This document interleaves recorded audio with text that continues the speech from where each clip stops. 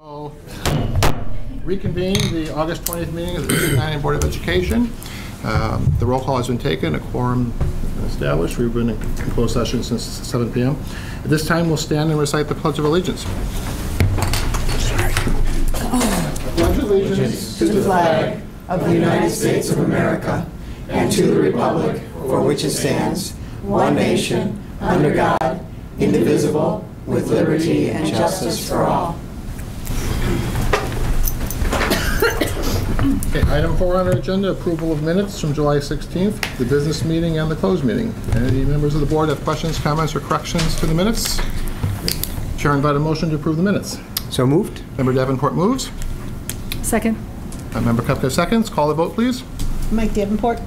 Aye. Nancy Kupka. Aye. Keith Mattoon. Aye. Terry Pavasich. Aye. Lee Beckman. Aye. Deb Boyle. Aye. Bill White. Aye. The motion passes. The minutes are approved. Item number 5 is reception of visitors, our first reception of visitors. If there's anybody in the audience that wishes to come to the microphone and address the board this evening, please feel free to do so. State your name and address. My name is Mark Tolman, 1109 61st Street, and I just wanted to thank the board in District 99 for the second year in a row for paying off additional long-term debt. Every million, I saw, I think, $2.5 million of long-term debt in this year's budget being paid off. Every time you guys pay off $1 million of debt, it frees up tens of thousands of dollars that can be spent on actual things for the students and for the district. So thank you. Anybody else? Going once, going twice. Okay, we'll close item 5, reception of visitors. Go to item 6A, that's the recommendations and reports of the superintendent, 5-year financial projections. Dr. McDonald? Actually, Mr. White, Mr. Stalen is going to make this presentation. And actually, I think what we were intending to do is move this down to the budget hearing, and I'll do it in conjunction with the presentation of the tentative budget, if that's acceptable to the board. I have no problem. Yes. Thank you. Okay, 6B, board information open house. Okay, I'll start this discussion, and then Mrs. Browning will also participate.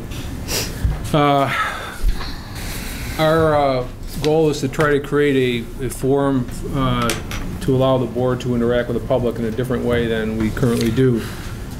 This was based in part on our findings from our communication survey that suggested to us that while some community members viewed the bagels with the board as an opportunity to meet with the board on an informal basis, it was a relatively low.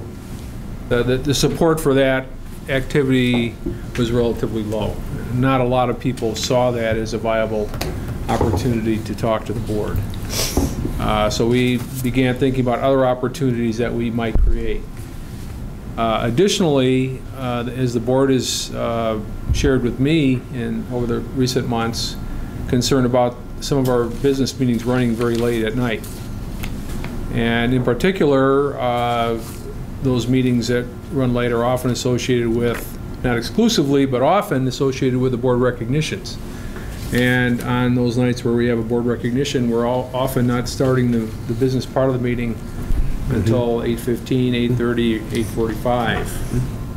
And so looking at both those issues together, or actually 3 of them together, the notion of where to put the recognitions, how many to have, and creating a way for the board to interact with the community differently, we came up with a different sort of proposal. And roughly, that proposal is to reduce the number of recognitions by 1, to have 3 instead of 4.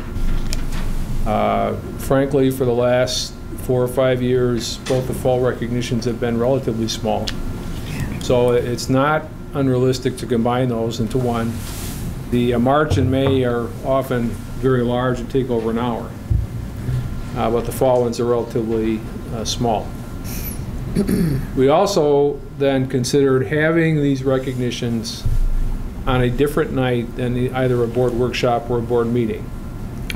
So that would be additional meeting for the board 3 times a year.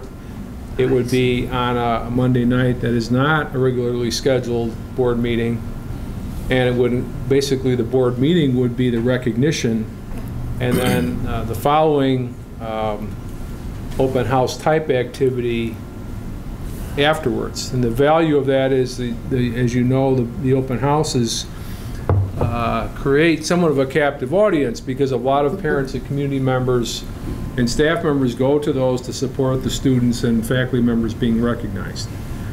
That obviously wouldn't preclude others from the community to come and interact with the board on those nights. But it's clearly an entree to get people there that would be interested in education and would be interested in talking to the board.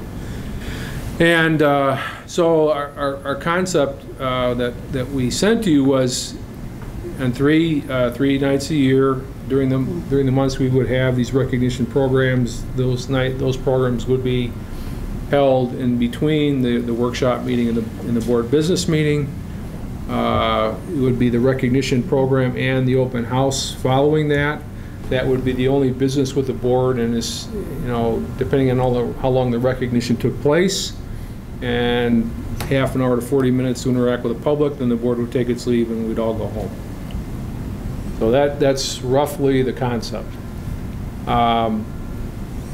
As we have researched this in the last day or two, there have been a couple issues raised with regard to Open Meetings Act.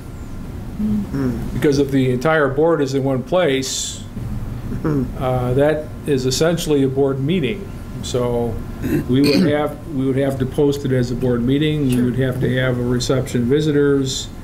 And then there's still a question that is somewhat unresolved that we would like to work on a little longer, and that is, can we have all 7 board members there greeting the public after instead of just 2? And my thinking was, well, on a night like tonight, for example, when we hit the gavel, all of us are still here, and all of you may interact with people in the audience. And that's not inappropriate. However, it is a little bit, if we start discussing board business and we have more than 2 board members in the discussion, or if we have people talking to different board members about the same thing and getting different answers, that could be somewhat problematic.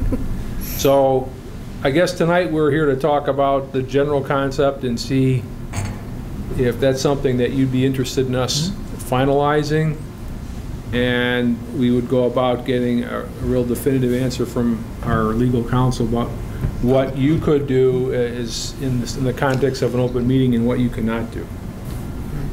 Okay, Mrs. Browning, did I miss anything? No, I didn't mean think to you explain covered it in detail, but No, and we would advertise it so that the rest of the community would know as well. So it's not just parents, but everyone can come to both the recognition ceremony or the open house after it. So. And I'm assuming we would still stagger the locations? pardon me? One would be at north, one would be at south. Right. Yeah, it One's says- at north, one's at south, and another to be It determined. said that, I just... Yeah, and these dates are the dates we're looking at. So those would be in between the business meeting and the workshops, yes. So it'd be 3 Mondays in November, March, and May.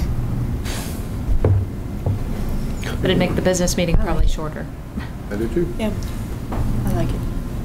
I'll just say I've been critical of the bagels with the board in the past, not in terms of the concept, but just in terms of the outcome, and knowing that we've had so few people attend those, being able to eliminate a once-a-month obligation for at least 2 of the board members and administration going someplace and spending a couple of hours and sometimes nobody showing up at all. This just seems like a real winner and has my enthusiastic support. Is anybody opposed to the basic idea? I think the idea is fine. my only concern is that if a general community member, other than someone in our system or parent or something, might feel intimidated to come on that night with a lot of, school activity going on with the award.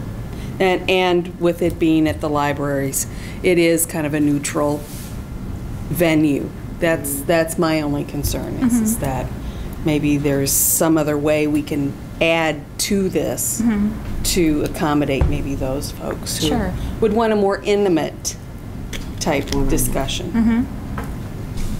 Well, we would evaluate this after some period of time, I would There you assume, go. to see if anybody in the community who wanted to come forward to feel that way. Right. And they always have the option of coming here to a meeting. Yeah.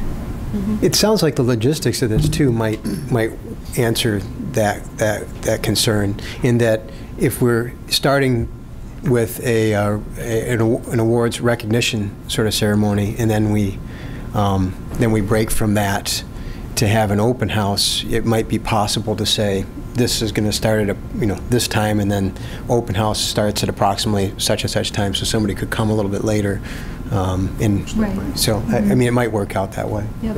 Especially Definitely, since it's got to definitely. be it does have to have a formal meeting structure. Right. That we could easily announce the different portions of the meeting and clarify that part. Now, it's my recollection, Mrs. Brown, correct me, that there was talk of having themes perhaps at different open houses.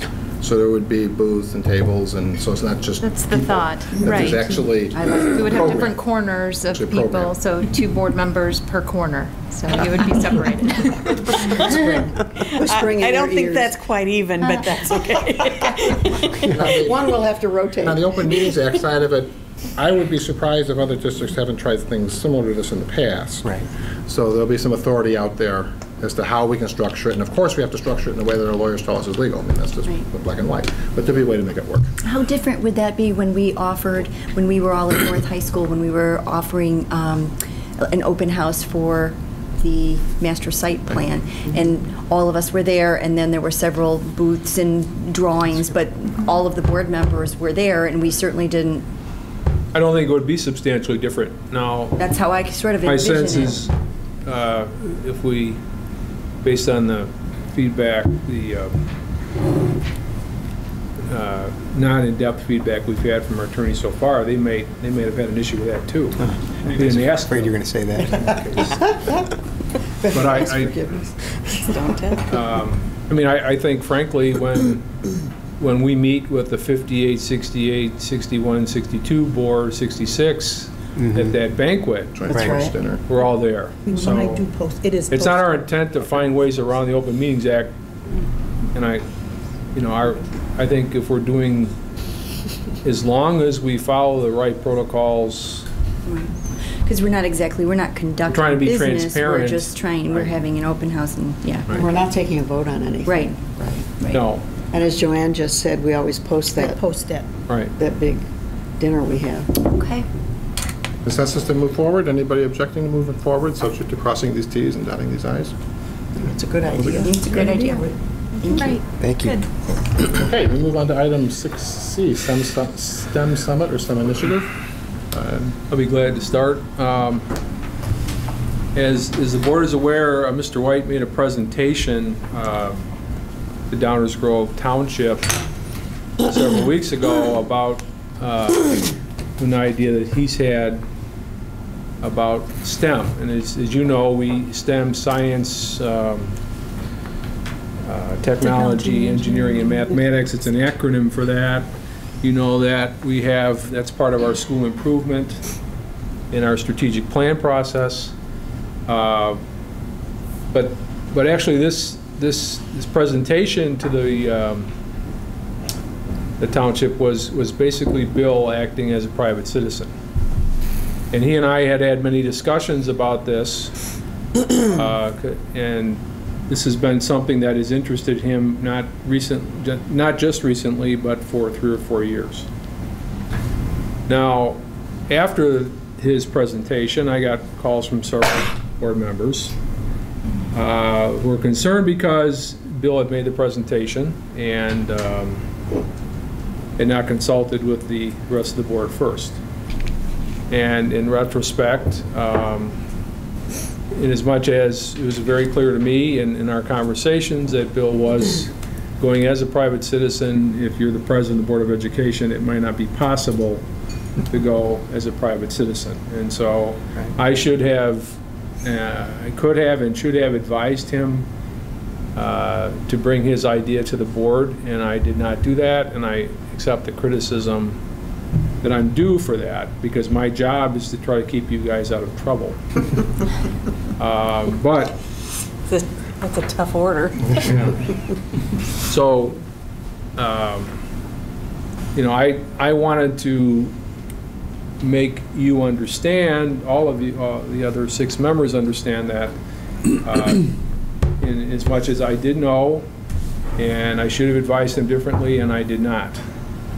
Now, you know, I think Bill, in terms of the idea that STEM is important and it's beyond a single school district, and collaboration about how to make it work in DuPage County and other places, I think that's a laudable concept. Subsequently, I know Bill has spoken with Darlene Rossetti prior to his presentation, and I was able to meet with Darlene Rossetti Friday, and I talked to her in detail about this as well. In many ways, this could pass off to the regional office as their agenda, and you know, and frankly, they are the regional education entity, and we are not. And I think she, since I'm on TV here, without making promises for Darlene Rossetti that she didn't necessarily promise, she's very interested in supporting this, and has staff members who are tasked for this responsibility. And in my mind, it's a learning experience in terms of, you know, when individual board members go into the community and act as private citizens, we have to be cognizant, I guess, that you're still representing the board, and it is something we have to share with the board before you go. So it was a lesson in that sense. But on another, from looking at it from another frame, you know, Bill had an idea, and perhaps it wasn't being picked up. Well, now the idea is out there, and there seems to be more support. There is support for Bill's idea among many different entities. So in that sense, whereas the process might have been flawed, the idea was not. So that's my take on it. Bill, you're welcome to add to the conversation. Absolutely. Thank you, Dr. McDonald. Thank you for all your support on this. First, it was always my understanding I was going entirely as a private citizen. It was never, and I thought I made that very clear to the township board. In retrospect, I could see where there's the appearance that I was coming on behalf of the district, and there could be problems with that. But nonetheless, nothing final has been happening. So what I'd like to do this evening is to spend a few minutes telling you what perhaps I should have told you before I went. I'll tell you that now, okay? First of all, where this idea originated, as many of you know, most of you know, generating enthusiasm for science is something that goes back many years. I know that Dr. Miner and Dr. McDonald have worked very hard on developing a STEM vision for District 99, and let me be very clear, I support that vision for District 99 100%. That, you know, as all of you have seen in recent communications from Dr. McDonald, there's concern about replacing AP with STEM, you know, the way it's done in other districts. The way 99 is doing it is exactly the way I want 99 to do it. But there are things I want done in the STEM area, I think should be done, that in some ways may be beyond the capability of our district to do by ourselves. And therefore, we should collaborate with other districts regionally. And that was really the motivation behind this, is find a way to do additional things that may be somewhat beyond our capacity to do, and look for an appropriate entity to do it. I want to make it very, you all should have received the 12 slides. I think they were sent out a couple weeks ago. In a nutshell, the goal is simply to have a conference where the curriculum directors from various districts in the area, College of DuPage, other people get together and exchange ideas and brainstorm about whether a regional initiative is feasible. And that's it. If they brainstorm and they come up with a regional initiative that is feasible and there's interest in doing it, they will go forward. If they don't, they won't. So all this is an opportunity for all the relevant stakeholders in Southeast DuPage County to discuss whether a regional STEM initiative is feasible, kind of as an overlay, not to replace what District 99 is doing, because they should stay exactly on the course that they're on, not to replace what 86 is doing, not to replace what the other district's doing, but to supplement on top of that. The ideal agencies, possibly, I think that getting the regional office involved would be ideal. It'd be wonderful to have the regional office take the lead and push this forward. And where that's going to go, I'm not sure. So I don't want to go through the whole presentation, but basically the idea just is to create collaboration, what you call horizontal collaboration between districts, and vertical collaboration between the high school districts and the elementary or sender districts, feeder or senders, some dispute about that, so that we can better prepare our students before they arrive here in 9th grade, so that we have a more integrated program. I'm not an expert in any of this. All I'm trying to do is put people together and let them figure out how to do it, because I don't know how to do it. It's to put the educators together and let them figure out how to do it. And how much my formal involvement is going to be going forward is far from certain, because I don't have the contacts, I don't have the resources to do this myself. I certainly can't and don't want to. But then to encourage these other stakeholders to take the idea and move forward. So I suppose if anybody has any specific questions they want to ask me, I'll be happy to talk about it or any discussion. I do have a couple things to ask about it. I was one of the board members who was a little chagrined because it did appear that you did appear before the township without presenting it to the board. So I was concerned that you and Debbie Boyle took it upon yourselves to approach the government without approaching the board first. I'm very glad to hear that you've kind of seen that that was maybe not the right way to go. But there are I think other considerations for going to the township that we should keep in mind. I don't believe that, I know that you were presenting yourself as a private citizen, but I think because you were there with 2 staff members and you did introduce yourself as the president and Debbie was introduced as the vice president, it did give probably the wrong impression to the public. And the thing that struck me was that you were representing a very enormous, a good big school district with an $80 million budget, and asking a much smaller governmental body, while very well intentioned, but it has only a $2 million budget, and to fund this multi-district initiative. And then I think another consideration was, and I think for you to talk about Southeast DuPage and is probably a good idea, because actually District 99 takes in parts of 4 townships: Downers Grove, York, Lisle, and a bit of Milton, so perhaps we should go to all 4 of them and ask, but I really don't think they are the appropriate venue. And in addition, township government really doesn't have much to do with educational curriculum, nor have they ever. They do a little bit of adjunct work with our grade schools, but not a lot. And they have really no expertise in planning and executing such a large undertaking. I do believe that Darlene Mercedes' office, the ROE, is a much more appropriate venue because she's got the resources. So this kind of venture is just not in the township job description. In addition, everyone in Illinois agrees that or at least a lot of people do, agrees that we have too much government and everybody wants to streamline. And here we would be asking a much smaller entity to take on more and not be so streamlined. And I understood too that there was some conversation at the meeting among the trustees that there are some people who question the value of township government. I think we're all aware of those debates that have gone on over the years. And this initiative might give their government something to do. That's what these folks were saying, justifying their existence. I don't believe that District 99 is in the business of propping up other forms of government or giving them reasons to be. We are in the business of delivering the best education we can to our students in the most economical way. I think this initiative could be productive as the way you've described it, Bill, and I'm glad you gave us that description. It's a very worthy initiative. Obviously, it's a big deal, and it would be great if we were all cooperating. But I really wanted to be sure what going to the township would accomplish. Again, I think it's probably more appropriate to go to the ROE, which is an educational entity. And then finally, I think the most concerning to me is that we are a nonpartisan board, and we would be asking a partisan local political organization to take on one of our tasks. I think it might set a dangerous precedent, no matter as well-intentioned as it was. I think it's best for us to stay with nonpartisan entities and entities that really do specialize in education.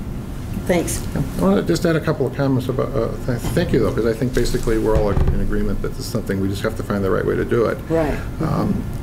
It should be clear too though, that when I first introduced myself, I wanted them to know me, because I really didn't know any of the trustees ahead of time. I also told them that I was chairman of the Downers Grove Zoning Board of Appeals. I told them that I was chairman of the Comprehensive Plan Ad Hoc Committee, which we spent a year working on the comprehensive plan. I was part of TCD2. I was on the Zoning Board of Appeals in Woodridge. So I did not introduce myself as the president of the District 90 Board of Education. I said that was one of the things that I've done as part of community service. So, you know, and I began by saying, I'm here as a private citizen, but this is a little bit about me if you don't know me. And I went down to, when we moved to Downers Grove, where I went to high school, all these different things. Second, just another point is that I do believe that District 68 absolutely should be included, and that parts of Lisle should be included. That there are, that every, you know, so that it's not strictly the township, it's the whole, you know, and to what extent the parochial schools are included, Bennett, for example, or Montini. That's definitely something that should be thought about, in my opinion. I don't get to make that call, but in my opinion is whoever does do this should think about that. So that's definitely part of it. And I guess the final point is, maybe I'm mistaken, I thought that the township government itself was technically nonpartisan. I mean, I may be wrong about that, but that's my understanding. Run on a partisan basis, though. Well, that's maybe a matter of opinion, but legally it's nonpartisan. And but in any event, though, I did emphasize in the presentation that the expertise of the regional office should be heavily relied upon in making this move forward, so that we're collaborating with everybody.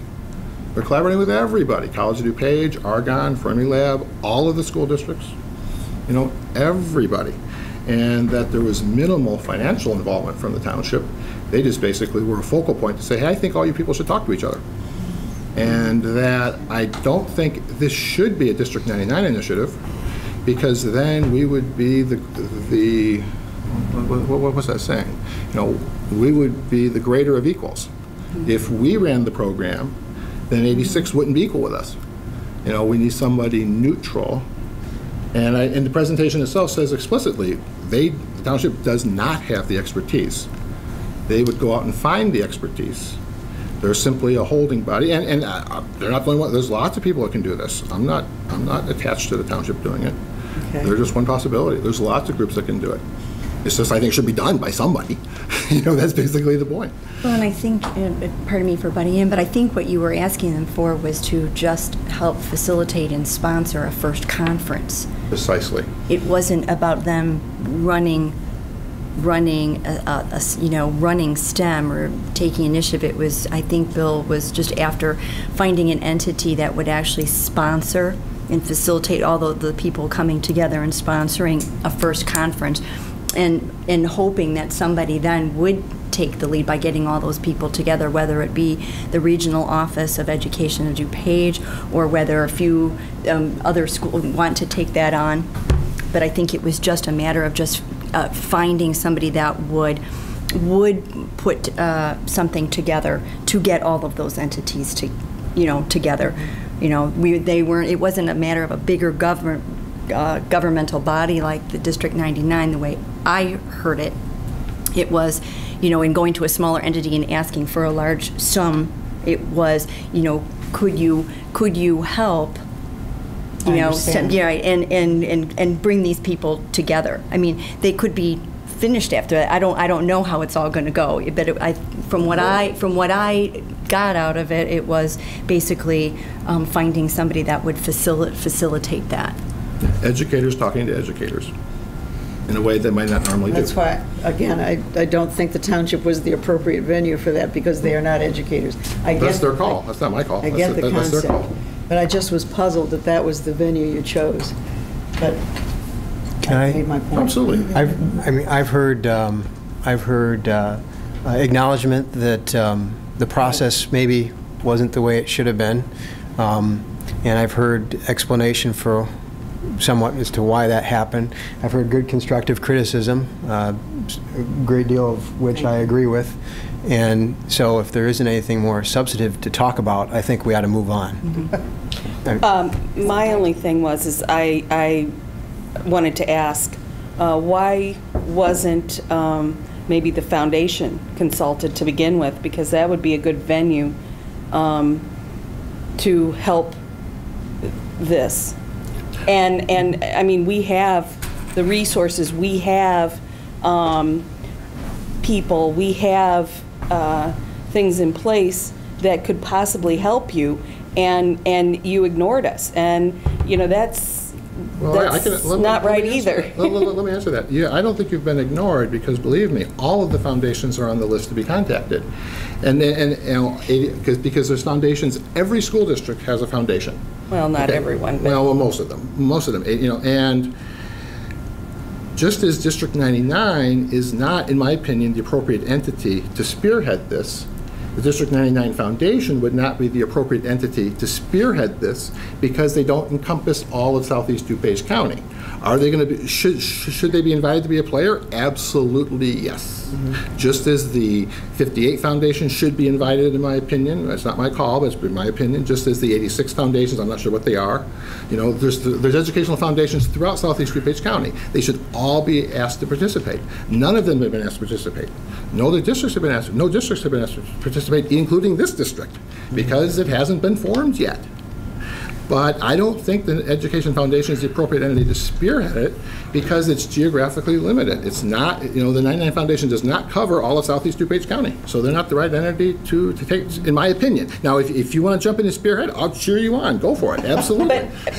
But I think, Bill, that some of this discussion could have been had several months ago and discussed it, and then we could find out the right venue by discussing it and bringing it forward to the board, and as we are now. But it's 2 months too late, and that's what disappoints me considerably, is that you didn't take the initiative to bring the rest of us up to speed and to know what you had in mind. You know, it seems like it's a very thought out initiative, and I have nothing against it. I'm against the fact that you didn't use the proper channels, and you didn't include us. And no matter what, when you go anywhere, you are still the board president, and people perceive that. No matter whether you say I'm John Q. Public, that doesn't cut it. You're still the board president, whether you want to be or not. So you have to accept that. And I think that you owe us all an apology for not including us. Well, I think we have acknowledged it, Terry. Yeah, I'm just saying that that's my opinion. Both Bill and I acknowledge that was an error. Appreciate it. And that was, in retrospect, that was an error, and in the future we would do it differently. Could I ask? So I think there's no question that we're not contesting. Well, no, but I'm concerns. just stating how I feel, and this is the only venue I've got. And we to do certainly that. accept that criticism. What was the action the township took, or did they not take any? Considered it? Yeah, that's important right now. There was a straw vote indicating they liked the idea, but they wanted to consider further details before formally voting to move forward. Would you consider withdrawing it from the township? It's not my motion. I mean, It's there? the extent to which I will continue to participate hasn't been decided. But it's not like a petition that I presented and that I can withdraw. I said, here's an idea. So Okay. there's an idea. So and really, I have no right to tell them what to do or not to do. So is there going to be some sort of communication loop that they're going to get back to you, or it's just kind of out there? Well, it's on the agenda for September 6th. Okay.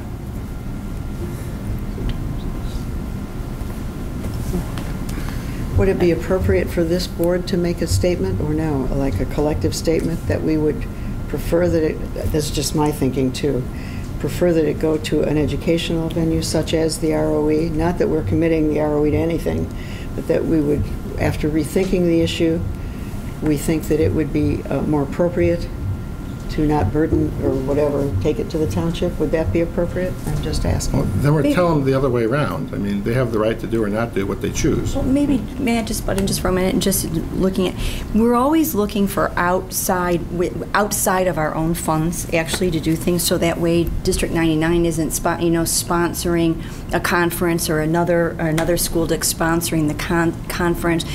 I guess I just don't see it could have been another entity even outside of the township. I guess I don't have a problem with the township. I don't know how they're going to come back to us, but if they're positive about, wanting to sponsor a conference that would bring all of these entities together, and they're willing to sponsor that and put some money just toward it, where the school districts aren't out of it. I guess I don't see the harm in that. I can understand the process and sure, take care, but I think it's nice if there are other entities that are interested in doing it and sponsoring it. I guess I have a problem with asking an entity that only has about a $2 million budget to see if they would sponsor much of anything when we have excuse me, but what is it? About an $80 million. But wouldn't that be for them to decide how they would want to spend their money? Well, I think that they're having a hard, well, I hate to speak for them, but I think that they have a hard time, meeting some of their own obligations without. They may say no, but if they say, yes, I don't understand why we wouldn't. But this is still all beside the point. I agree it would be inappropriate for District 99 as an entity to ask the township to do this. Okay? It was never my intention. Okay. As District 90, working on behalf of District 9. In retrospect, I understand that I may have given the appearance of being on behalf of District 99. It was never my intention. No. I did not act on behalf. I will vigorously deny that I acted on behalf of District 99. Perhaps I inappropriately conveyed that impression, and that would have been an error, but it was allowing someone to believe something that wasn't true. This is not a District 99 initiative. I did not intend to bind the district in any way. It would be wrong of this board to ask any other government. We can approach them, but so there's nothing for the board to withdraw because the board didn't do anything. Right. We took no action. And I think going forward, I will be very cognizant of any public appearance that it may appear that I'm appearing on behalf of District 99 when that's not, even if that's not my intention. No matter how much I jump up and down and say I'm not here on behalf of District 99, people may believe that. I understand. And I need to be careful. Mm-hmm. And that's so that appearance, in retrospect, that is an issue. But whether perhaps the township's totally inappropriate. Perhaps they are. But I don't think we can tell them that they are appropriate or that they're inappropriate. It's not our call. But if you've talked to the ROE and they're hot on the project, wouldn't that be a better venue? Because even they have longer tentacles than the township does, and if that's the case, maybe. Yeah, but I'm not in charge of the project. I didn't say that you were, but I'm saying that if they would like to take over the project, wouldn't it be easier to make a phone call to the township and say, I've really explored this more with the ROE. They're willing to take over this project. Maybe if you could withdraw that off of your agenda, it would be to your advantage because we've already found this. Appreciate your thoughts. Yeah, and a big thank you. And I mean, they might include all of DuPage County for all you know. I'm just making this as a suggestion. But I don't know if I have the authority to make that phone call because it's not my project. What, to the ROE? Well, I think our intent is, as I said, is to work with the ROE. Right. Because their leadership of this would be essential. Absolutely. Okay, but we haven't had that meeting yet. Okay. And I don't. It won't. It likely wouldn't happen this week. It may, but it likely will not. It'll happen the next several weeks. And so, I guess where I'm at on this is that's the next step. Okay. I don't, in terms of keep us informed. Sure. Sounds like a plan. Where I'm at on this is that I'm really interested in hearing Mark Stalen this evening. So if we could move on. Yeah.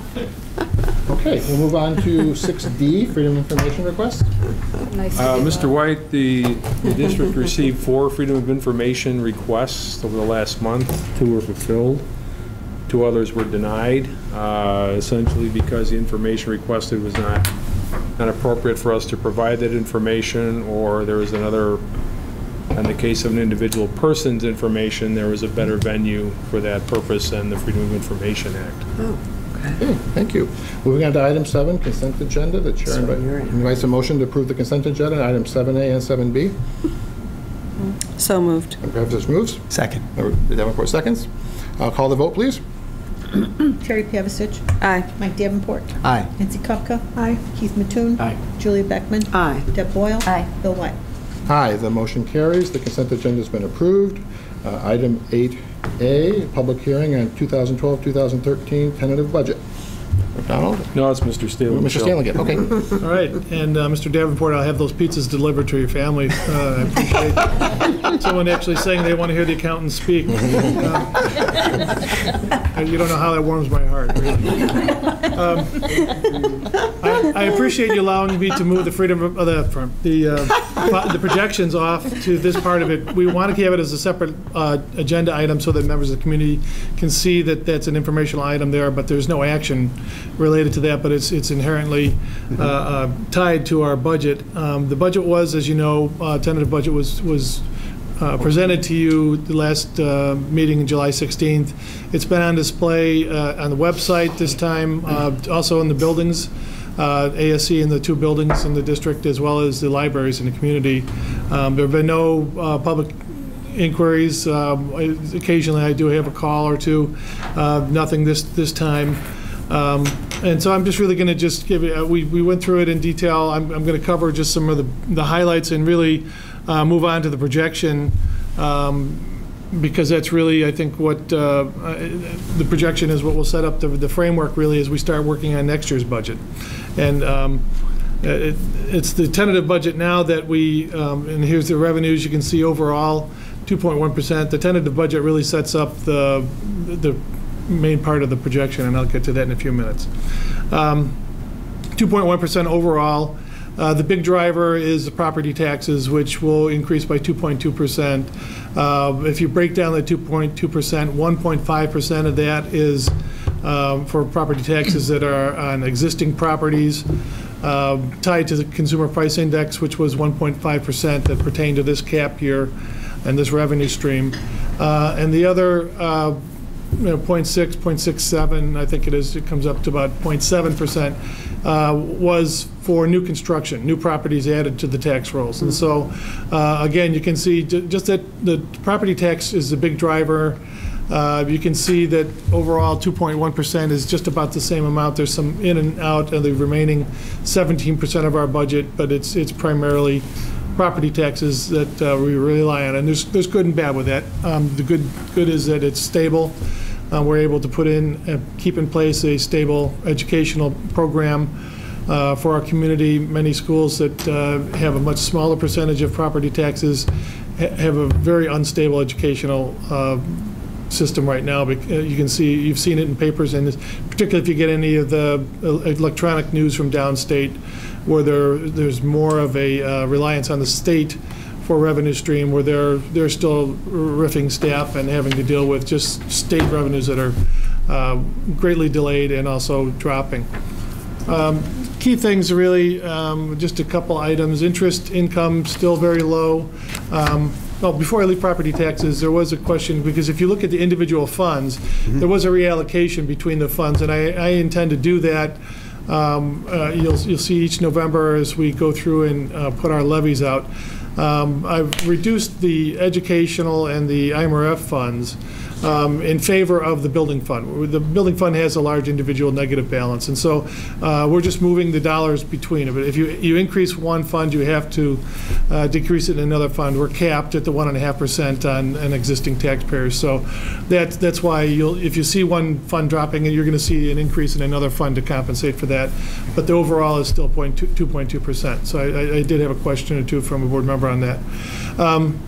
The interest income, moving on to that, we're still expected to be very low. Last couple of years, I've been trying to push up that number, and we've been not making the mark. You look at last year, in the gray on the right-hand side, $262,000 budget, hoping that the rates would start to trend up a little bit. There'd be some crack in the rates, but it hasn't happened. And so we're keeping it low on the interest income for this next year.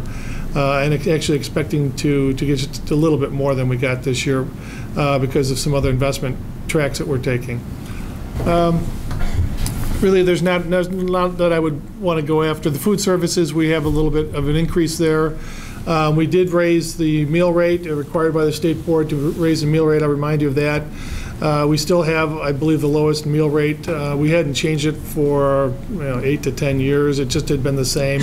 We charge less for a bigger meal than our elementary feeders. And so we're raising it to $2.50 because the state says if we don't raise it, they're going to they're going to hold back some of their money, and we just lose money. So we need to do that. Trying to be nice. And really, I'm going to just keep moving through and hit the expenditures. Oh, I always back out of this too far.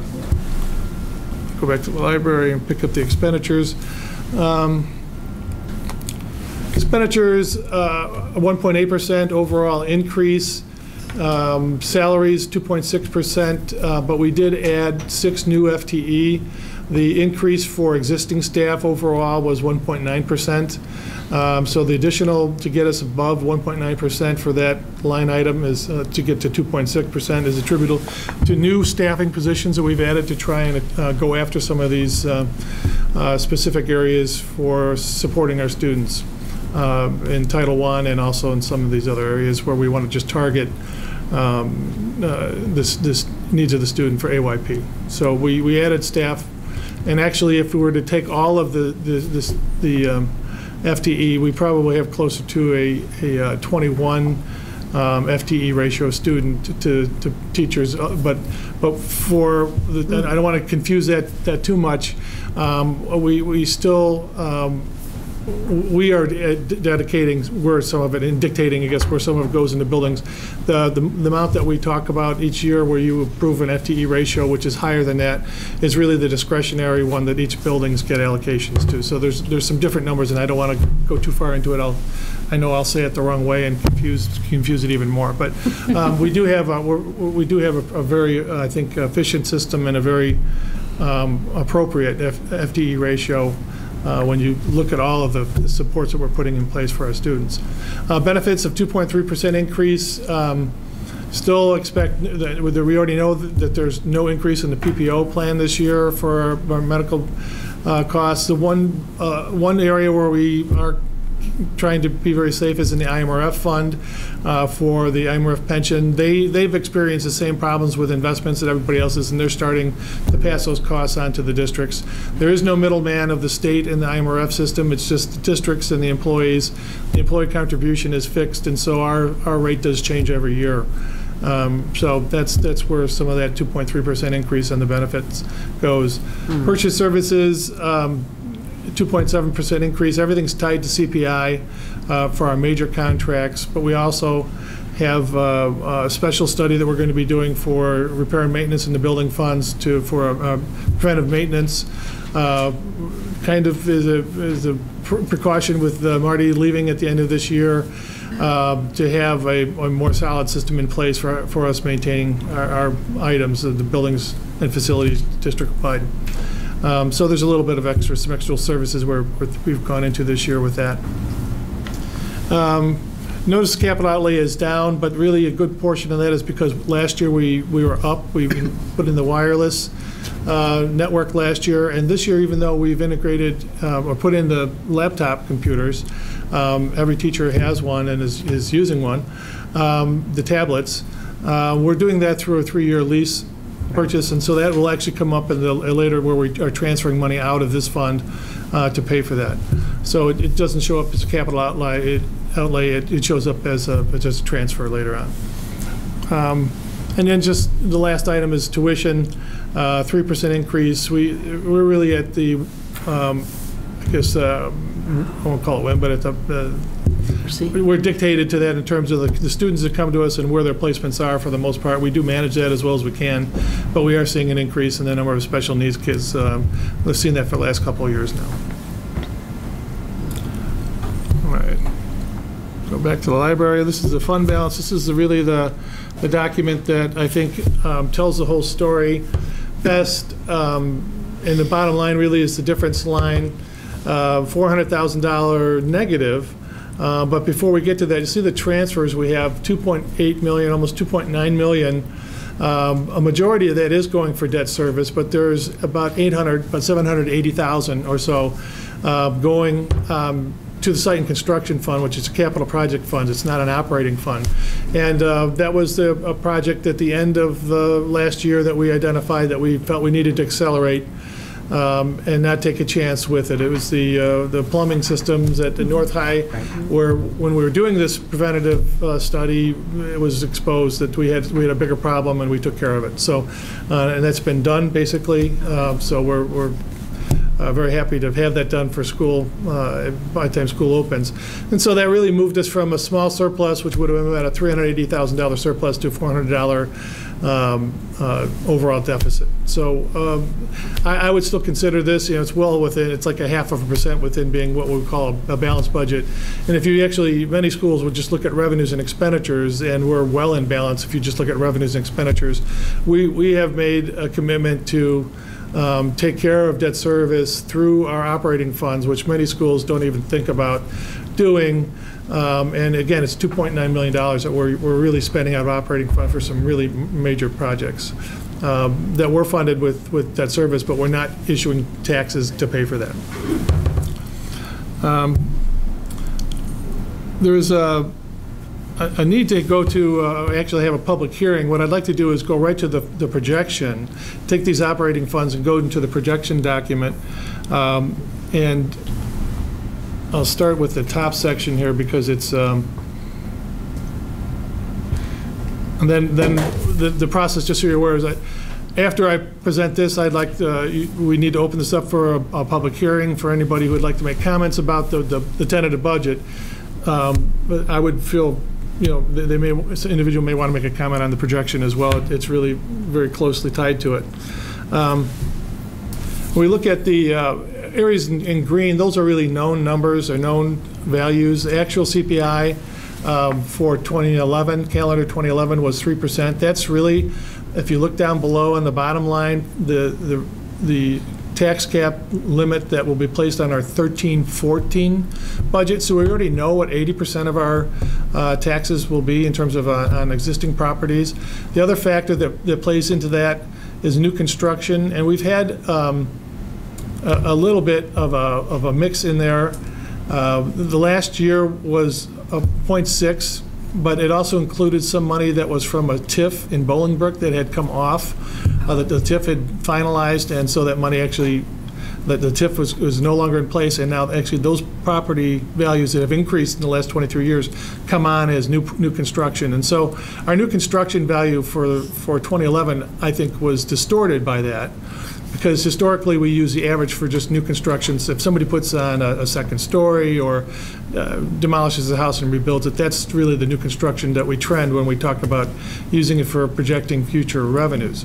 So without that TIF boost that we got in 2011, the new construction was only 0.4.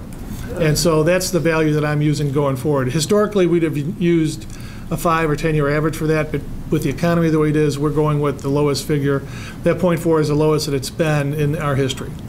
And so we are hoping it's a floor, and we're just using that going forward, all the way through all 5 years of the projection for this year's budget and going forward. The new, one thing just because people do get confused a little bit is the the change in the EAV, it really doesn't matter what happens with that. That 1.8 that I have as a negative factor really is a 4-year average. We're expecting it to drop possibly by 6% again, 4%, and then flatten out and then go up again in the 4th year. And the average of those 4 years is a negative 1.8%. But we do expect another year of a kind of a drop in our EAV.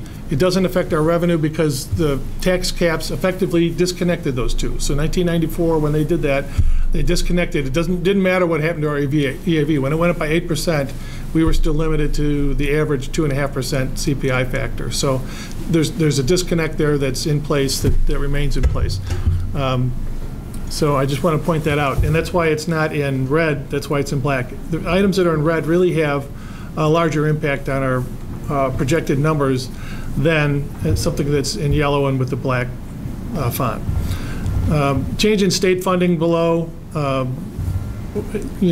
we're just assuming it's going to be 0. This next year, we actually will see some additional state funding and special ed, primarily because of the special ed transportation claim that we have coming in, which is our costs in special ed transportation did go up. And the state really has held on to funding special ed fairly well, and not prorating it as much as they have in other areas. We will see a drop in driver's education. We will see a drop in regular ed reimbursements. But for regular ed transportation, we typically get $16 a kid a year. It's really nothing. So for them to prorate that, it's the right area from our perspective for them to prorate. It's very difficult for a downstate school to see regular ed transportation being prorated like they are, because they are really busing kids long distances, have quite a network of buses. Not that we don't, but it's much more intense downstate. So again, we kind of just a layout. The state funding is staying flat. That's what basically it's doing this year, and we're going forward with that. Our short-term investment rate, we actually have a portfolio right now that's better than that, even though it's all short-term. We also will have opportunities, I believe, to invest in tax anticipation warrants of other schools again, where we earn 1% or somewhere closer to 1% for a short duration. But we have most of our dollars really in a money market account and also in shorter investments, and 0.4 is a pretty fair number. I'm using that going forward just to be conservative. I'm assuming that number won't change. I'm hoping that I'll be really surprised in 2 years and it becomes the 3.5% or 4% that it typically would be in a normal economy. But right now we're staying conservative with this in the projection. And the big line item in orange with the assumed future CPI, that's really our last 5-year average, excuse me. Typically we would use a 10-year average, but that comes out to be about 2.5%. So we're using the lower of using a 5-year average, and that still has been holding pretty steady. Right now it's going to be down as we're coming off a 3% from 2011. So right now I expect 14-15 to be lower. It might be lower than 2.3, but then again, 15-16 might bounce right back up to another 3. So we're seeing that bounce around. Energy costs, this time it's the electric and natural gas that are really kind of holding it down, because those are still staying low. But what we see at the gas pump has had a big impact in the last few years, and really there is a group of business managers that we cheer on gas prices going up on December 31st, just that one day, because it'll drive up CPI. But so those are all the parameters. The other key ones that are variables, I call them, are well, I want to pay attention to the right-hand side. The expenditure parameters, largely tied to CPI. We have contracts in place for certified staff and support staff tied to CPI. In fact, the increase in the base salary schedule for the certified contract is half of CPI, an increase in the base for the first year, and over 4 years goes up to 0.8 times CPI. So it's not even a full CPI increase for that schedule. So we think we have a very good control on our largest costs on the expenditure side. future purchase services and supplies, we tie those, so we know that our transportation and food service contracts are tied to CPI, and so we see very modest increases in those as well. But the capital outlay, this year, because we pushed that extra $780,000 project into it, the second to the last item, their major capital outlay 1213, it's $2.2 million, almost $2.3 million this year. And if you look below where it says major capital outlay, I have $1.5 million in there, but we are transferring money out to another fund to pay for that $780,000 project. I told you when we approved it that if we have to, we would go into next year's capital outlay and pull it back. And we still may recommend doing that, but right now I'm keeping the capital outlay consistent through all those years. We have some other projects that may come up in that range. There's always things to do, and right now, as long as we have a balanced budget going forward, I'd like to keep our capital outlay solid at $1.5 million. There's a lot of things to do. If we needed to, that's where we would start to go first, if we needed to keep a balanced budget rather than going after staffing or things like that, just because we have accelerated that one program, or one project, excuse me. So now I'll flip this up a little bit. And really what you can see the projected, like any good economist, you always want to lay out all of these are my estimates, and these are all my variables, so if it's wrong, it's those estimates, it's not me. That's what I've learned to do. But the net change in fund balance is that line I've got heavily shaded in the bottom. 1213, again, we just have a tentative budget that I'll be asking to approve, which will be ultimately $400,000 reduction in our reserves. But the next 3 years are looking pretty strong. And the fourth year, the reason that's not as strong in that fourth year for 16-17 is because enrollments are going up, and it's right at the top. But we'll be seeing some additional enrollment. It's going to, very top of this screen now, drop down to about 5,000, a little, 5,088, and then it's going to start to creep back up a little bit. And that's what's putting pressure on those expenditures in the last couple of years, and why you're seeing it creep up. If you look at that's the most expensive year. If that enrollment does roll out that way, it would be 2.8% increase for that year, 2.88 as you can see in the projected expenditure line item. So, but that's why, and actually the further you go out in these, the least attention you pay to it, because there's a lot of variables and a lot of moving pieces. But I'm very pleased to be able to project it this way. We'd like to set our budget up and start planning to move forward with our budget for next year. There's a lot of pieces that we start to put in place early, and I'm pleased with the projection the way it came out. Any questions, Mr. Stalen? Okay. We open the public hearing now? Okay. Yes. Okay. As required by law, we will now open a public hearing. If any member of the audience wishes to address the board regarding the budget, now is the time to do it. Don't stampede to the microphone, everybody. And once, twice, okay. We'll declare the public hearing closed. Public hearing closed. And with that, I think now it's time to discuss the adoption of the budget. Is that correct? Yes. Okay. I think we'll get a motion in a second, and then we can have discussion. Is there a motion to adopt the 2012-2013 budget as presented? So moved. Should we flip a coin? Let's all do it. Member Pavasich moves, Member Davenport seconds. Okay. Any discussion? Once again, I'm just very pleased that we are better off than a lot of districts because of the good management of our staff. We're very appreciative of that. I agree. Hearing no discussion, the chair will call a vote. Excuse me, Terry Pavasich? Aye. Mike Davenport? Aye. Nancy Kupka? Aye. Keith Mattoon? Aye. Julia Beckman? Aye. Deb Boyle? Aye. Bill White? Aye. The motion carries. The budget's been adopted. Item 8C, resolution of nomination for membership on the Downers Grove Plan Commission. The board will recall that there is a seat on the Downers Grove Plan Commission available to one of the school board members from the two districts, the elementary District 58 in Downers Grove and District 99. And last year, there was an interest by District 58 board member Mr. Funk in holding that chair. And also Mr. Davenport had an interest, and he graciously allowed Mr. Funk to be that representative. District 58 agreed that after the year Mr. Funk would relinquish his chair, and so now it is District 99's turn, so to speak, to have that representative, and Mr. Davenport has graciously agreed again to be our representative on the Downers Grove Plan Commission. Okay, with that, I invite a motion to adopt the resolution to nominate Mr. Davenport for membership in the Downers Grove Plan Commission. So moved. Member Beckman moves. Second. Vice President Boyle seconds. Any discussion?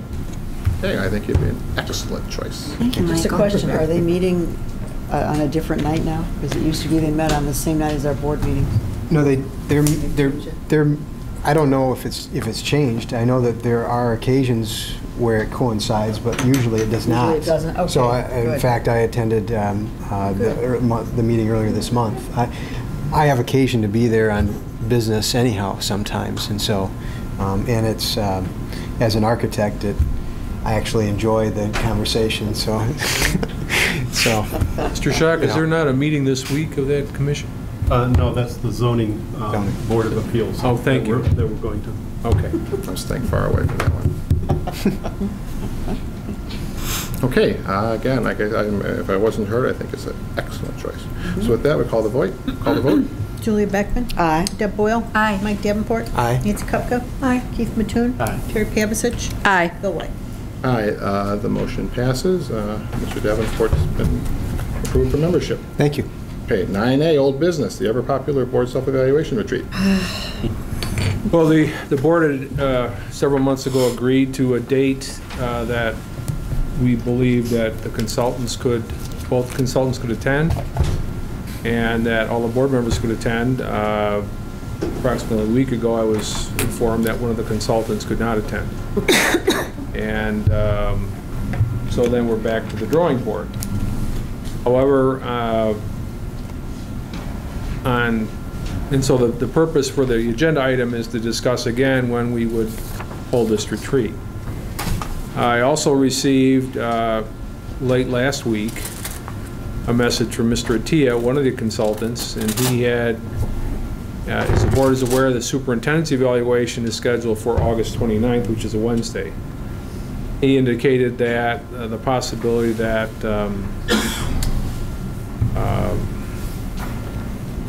Mrs. Tony, the other consultant, and Mrs. Tony's role in this is important because as a representative of the Illinois School Board Association, her presence at the meeting would allow it to be in closed session if the board chose to do so. Also that there is a Illinois State Board of Education, or excuse me, Illinois School Board Association protocol that Mrs. Tony is fully versed in, and Yes. if she was participating in the meeting, then the board could use that protocol. If not, we could not. I'm sure Dr. Attia has protocols as well because he does this all over the country, but that is an option that we were able to use that protocol. And Dr. Attia indicated to me that Mrs. Tony could actually attend the meeting on August 29th, along with Dr. Attia. So that creates some interesting questions. The question about doing both on the same night, I think there is to an extent, there is some crossover in both processes anyway. But whether or not the board wants to undertake both on one night, that's really up to you. There's also the notion that perhaps they do the self-evaluation on the 29th, and to use Mrs. Pavasich's vernacular, kick the can down the road, the superintendent evaluation. So that's also a possibility. Because Mr. Attia, since is kind of a independent contractor, it's not as busy as he used to be, so he might have more times when he could do that. But really, the purpose of bringing this up again is, unfortunately, it hasn't worked out yet, and we need to discuss it. So, Okay, any preliminary thoughts? Anybody want to jump in? far as I'm concerned, if we can have both of those people, we should go for it on the 29th. If we can work it out that we can do both evaluations, we have done it in the past, I think it might cause a longer evening, but I really think we should at least have our board self-evaluation that night. And I don't know, see how it goes, or perhaps plan to split it, but I really think we should move ahead with August 29th for our self-evaluation. One factual observation I'd like to make, in prior years, we also set district goals at the time that we did the superintendent's evaluation, and that's no longer part of the agenda, because the goal-setting process is done differently with the new strategic plan. At least that's my understanding. Yes. So as a consequence, superintendent's evaluation is not quite as involved as it has been previously. So I'd just like to be just finished with this once and for all. Any other thoughts? I don't know, I'll miss talking about it, though, at board meetings. I'm all for getting it done, and if we can do both in the same time frame, even if we have to stay a little longer, I think it's worth doing that. We're not doing goal setting, it won't be as involved. Right. Yeah. And I get, the only concern that I would have is that there be a clear delineation between the two efforts, so that there isn't any. Yes, there's some crossover, but they're two distinct efforts and need to remain as such. So a contrary opinion. If there's no contrary opinion, let's go do it. Going for it? Let's go and do it. Okay, hearing no contrary opinion, I think that gives you gives you direction. Now, I forgot to do this. We can't leave without signing the budget. Thank you. John reminded me of that each one of us must sign the budget. Okay. Okay, we move on to item 10, new business. I don't see any on here. Do we have any new business? We do not. Second reception of visitors. Does anybody wish to talk to the board about anything having anything to do with District 99? Okay, come to the microphone and state your name and address.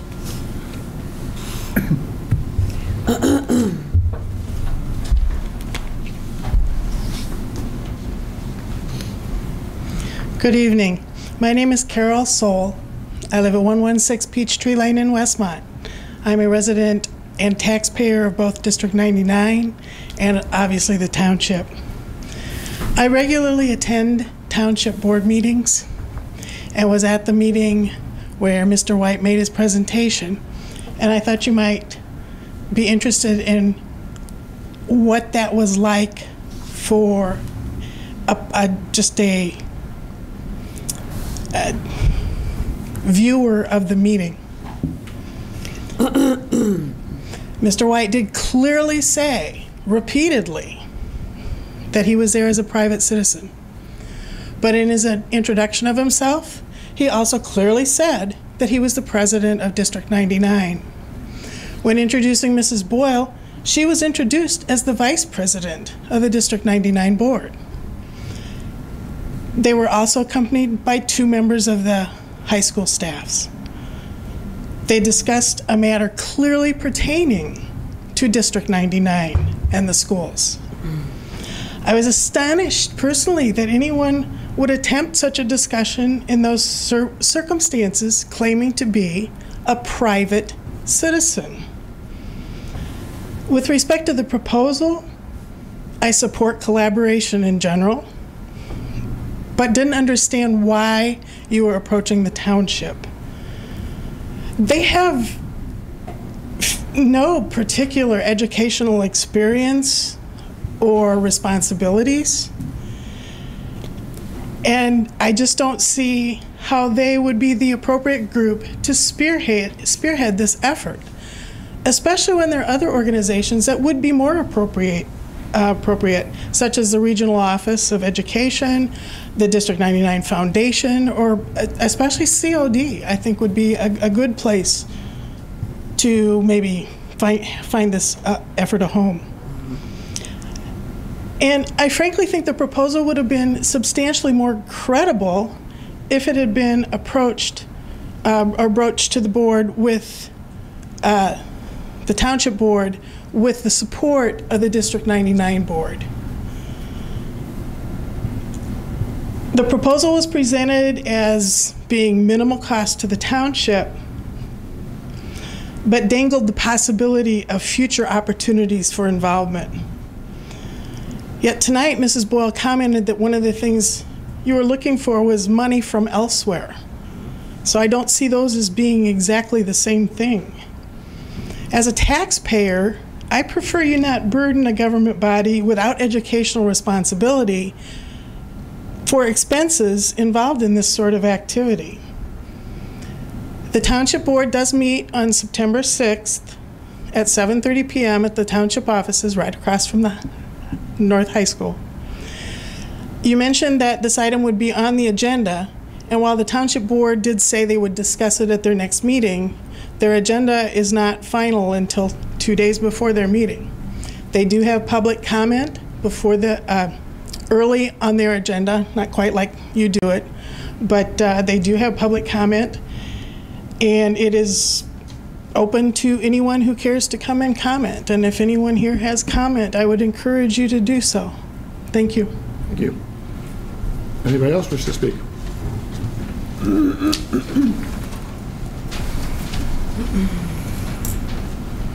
Yeah, Mark Tolman, 1109 61st Street. I was at the meeting, at the township meeting also, because I was being reappointed to the Senior Advisory Council for the township. And as everybody said, Bill identified himself as a private citizen. He also identified his community involvement bona fides, which included the Zoning Board of Appeals, the Comprehensive Plan Commission, on which I also served with Bill, and that he was president of the school board, 99. He made it very clear that he was a private citizen. He made it very clear that it was not a 99 initiative. And I don't know what'll happen past that, but I think the STEM thing sounds great. I think citizens should be for it. I think everybody on this board should be for it. And I don't understand why some of the board members insisted of knowing about it before it happened. When one board member, I know I'm not supposed to single out board members, it was mentioned that it's 2 months too late. From a taxpayer and a resident and a father of two sons who went through District 99 and attended Downers Grove South, I think it's 8 years too late. I think they should, the school districts in southeast DuPage County should have been working on this a long time ago. Thank you. Anybody else? Okay. We'll close the second reception of visitors. Item 12, communications and announcements. 12A, LEND. I think that's Mr. Mattoon. Yeah, there are no summer meetings. Our first one will be held at September 21st, and we'll have a report at the next board meeting after that. Okay, thank you. 12B, SACIT. We are meeting Wednesday night, and we will be taking a tour of the SACIT transition facility because their transition population is growing as well, and they're thinking about how they can make some changes. 12C. I'm sorry. That's okay. 12C, Education Foundation. We got our posters out, and if you are in downtown Downers, you will see them in some of the shop windows for the foundation event after the homecomings. And I forgot to bring it tonight. They're in my car. So anyway, it's a very nice poster, and we have a limited number of tickets for after each one of the homecomings.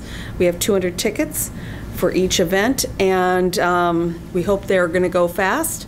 You can purchase them through the website.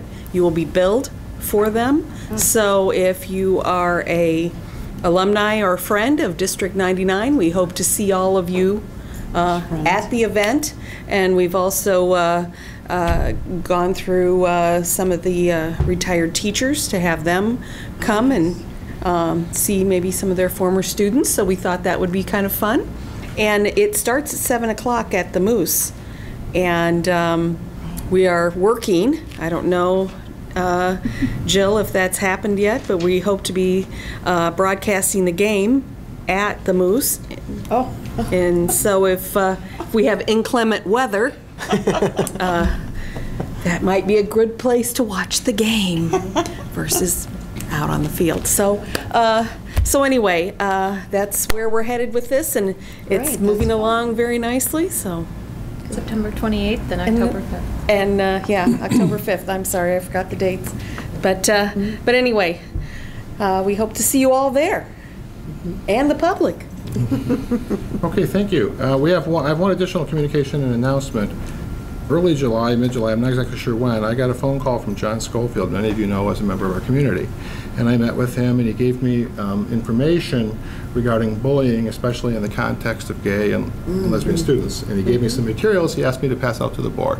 So all I'm saying is I've received these materials. I shared them with Dr. McDonald several weeks ago. They seem very interesting and helpful. That can help us when we face these issues in the future. And I promised John I'd pass them out. So that's really all I have to say is I'm just going to pass them out. So I kept mine back in my office. I don't have it here, but there's 3 down this way, 3 down this way, and Dr. McDonald has a copy. And with that, I believe I've discharged what I promised Mr. Schofield I do. Do we have some of these for maybe some of our administrators who might want them? I think John can get us more. I'll call him tomorrow and tell him. All right. Thank you. Absolutely. Okay, upcoming board meetings. On August 29th, we have a special meeting for originally the superintendent's evaluation and now the board self-evaluation. That'll very likely be in closed session. September 10th, special meeting workshop at 7 p.m. And September 17th is our regular business meeting. Does any member of the board have further things they wish to bring up before I invite a motion to adjourn? Can I say one thing? Absolutely. That's why I asked. I've received, and I'm sure others have received, countless phone calls and inquiries and about the paver parking lot up at North High School. And so I just wanted to get it on a record. We've saved taxpayers a tremendous amount of money, both initial investment as well as in future life cycle costs. And this may even effectively reduce stormwater utility tax going forward as well that's going to be imposed upon us. And so I know a lot of people tend to just drive by and have a little knee-jerk reaction. It's very seldom does the ideal solution end up being something that we can afford to do. And of course, aesthetics were an important part of this as well. And so that's the nice fringe benefit to all this, is that we got to save people a lot of money, and we get to put in a fabulous looking parking lot. So I wanted to make that point, because I almost every day I get a phone call, an email, conversation with a client, something about this, and we've gone through some pains to put it on the website, and there's been some nice write-ups in the newspaper about it, but still getting the word out there is important. Is there a sign on the property? I just would like to say I know today was packet pickup for both North and South High, and we gave out thousands of packets today with very little pain, I would think, and I'm sorry, it's the first year I haven't done it in probably 12 years, so I'm sorry I didn't get to help you out, Steve. But great job to the entire staff at both schools for putting in the time and effort to make it a painless process for our students and parents. So thank you. Thank you. Hey, anything else? Okay, the chair invites a motion to adjourn. So moved. Rebecca moves. Second? Second. Member Dearborn, all in favor? Aye. Aye. Is anybody opposed? Meeting adjourned.